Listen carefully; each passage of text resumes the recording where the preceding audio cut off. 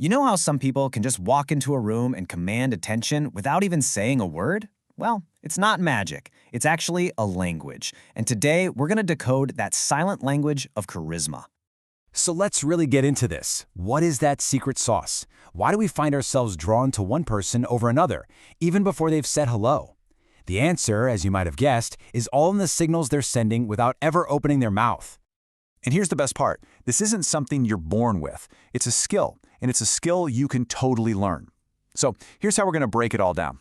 First, we'll look at the foundation, the presence you project before you even speak.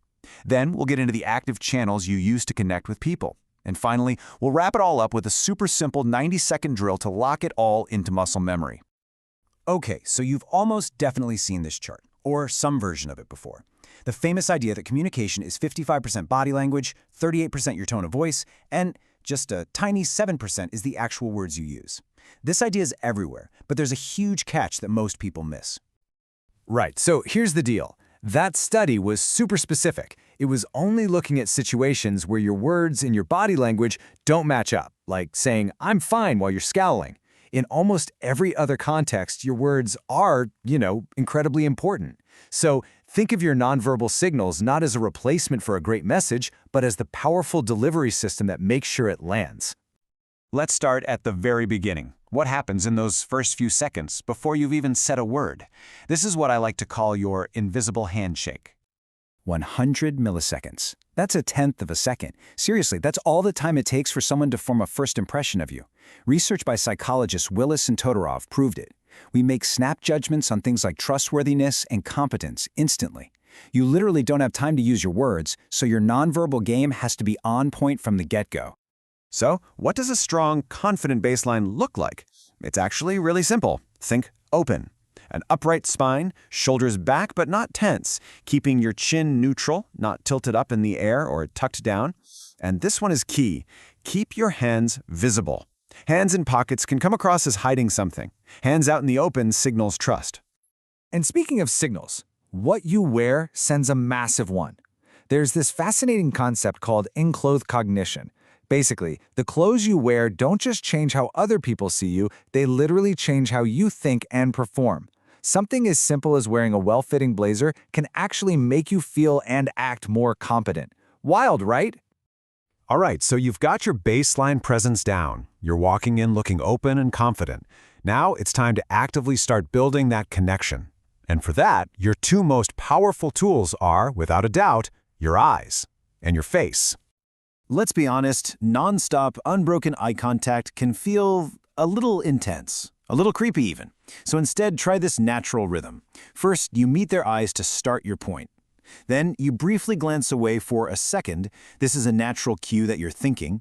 And finally, you reconnect your gaze to land the point. It shows you're engaged, but also that you're actually thinking. Now for smiles. There's a world of difference between a polite, say cheese kind of smile and a real one. A genuine smile, what scientists call a Duchenne smile, isn't just about your mouth. It engages the muscles all the way up around your eyes, giving you those little crow's feet. This is incredibly hard to fake, and we are all wired to recognize it as a signal of real warmth. And beyond the big smile, it's the tiny little movements that can have a huge impact. When someone makes a point you agree with, give a quick single nod. It says, "I hear you, and I'm with you." A quick little eyebrow flash shows you're interested. And a slight tilt of the head, that's a universal sign that you're actively listening and taking in what they're saying. Okay, so we've zoomed in on the face and eyes. Now let's zoom back out and look at the whole picture, how you use your body, your space, and even touch to build that feeling of rapport. So, believe it or not, the angle of your body matters a lot. Standing directly face-to-face with your shoulders squared up can feel a bit, confrontational, like a showdown.